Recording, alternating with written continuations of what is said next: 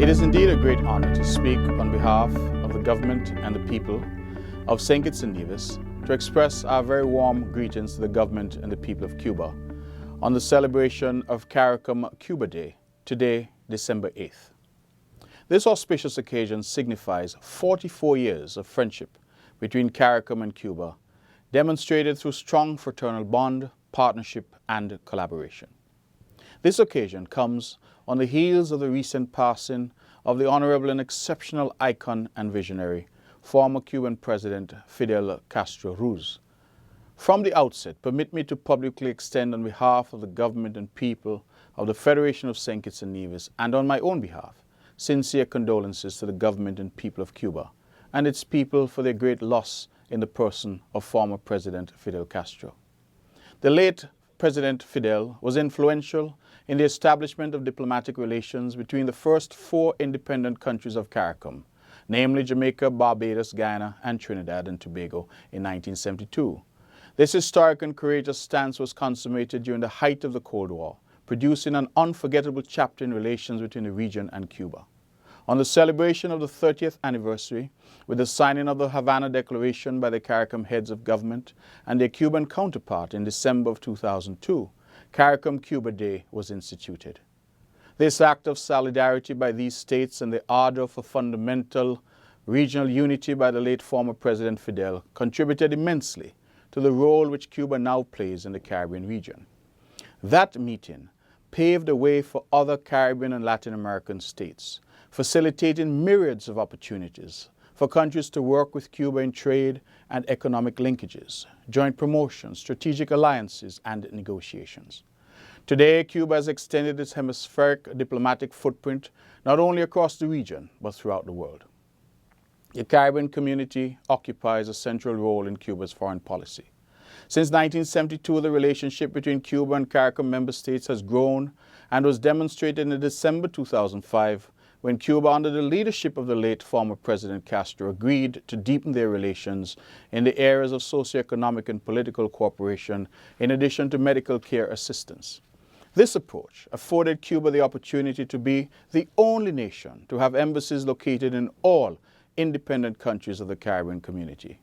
Cuba, aware of the socioeconomic issues with which the region was plagued, offered services and its assistance to curb these challenges by way of numerous scholarship grants and training opportunities in the areas of disaster management, education, tourism development, culture and heritage, sports, health, energy, agriculture, and others.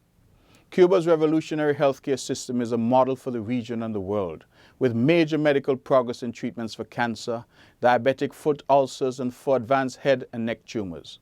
Permit me to also specifically mention Cuba's success of becoming the first country in the world to receive validation from the World Health Organization for eliminating mother-to-child transmission of HIV and syphilis. We also recognize, of course, Cuba's dedication and commitment to our states, permitting a specific number of cancer patients from the CARICOM region to access free cancer treatment once there.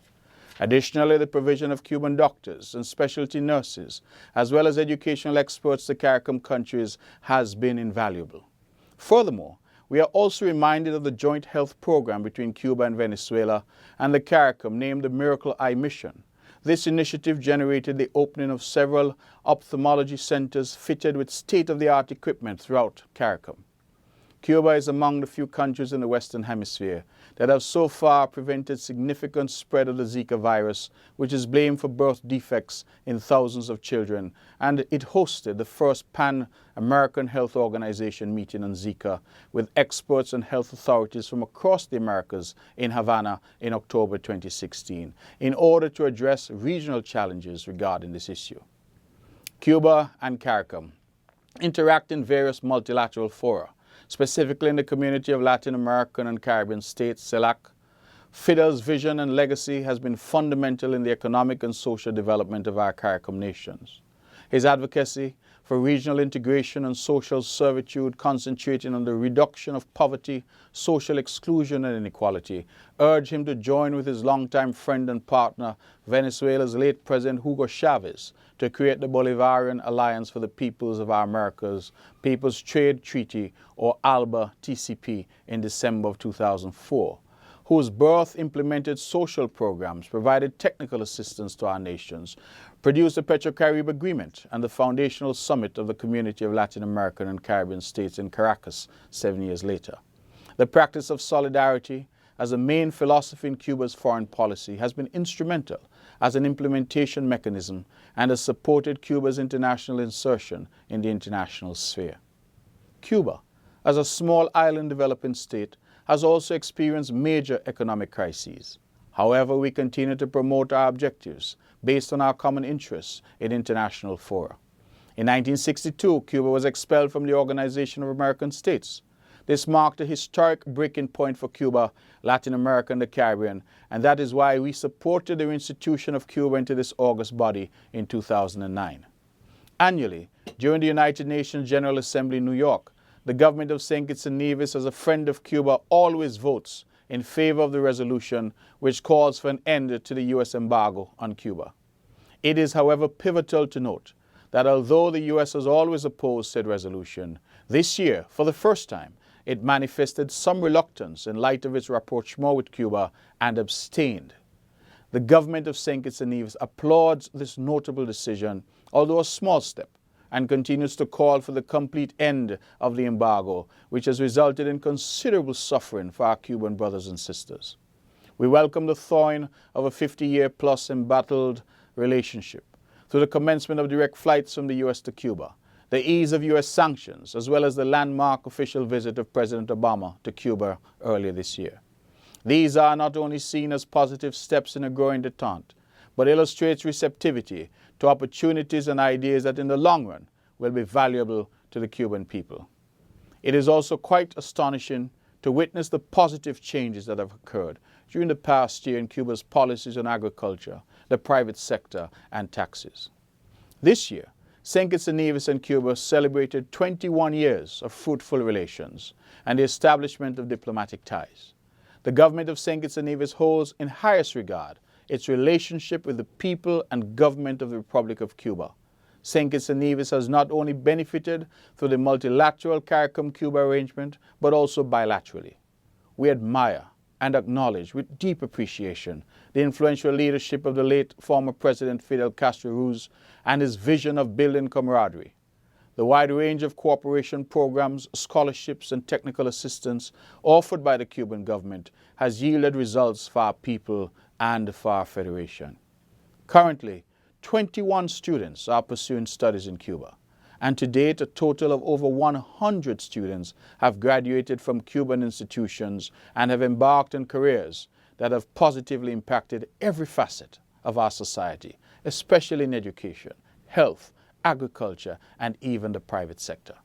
The level of commitment of the government of Cuba to contribute to capacity building and human resource development was once again demonstrated this academic year through the offer of 10 scholarships in the areas of medicine, civil aviation, health technology, and medical specialties in the forms of postgraduate scholarships.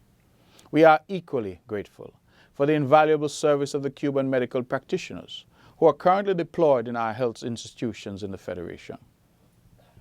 Today, December 8th, is therefore a day to celebrate fruitful relationships, the strengthening of ties, and the importance of cordial and productive relations. It is also a day to reflect and honor the great legacy of El Comandante and Jefe, the late former President Fidel Castro Ruz.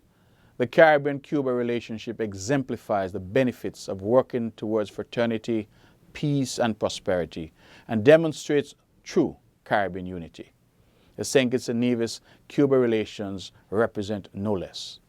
On behalf, therefore, of the citizens and government of St. Kitts and Nevis, I would like to thank the government and people of the Republic of Cuba for its continued support and interaction, and wish all a happy and united CARICOM Cuba Day. Thank you.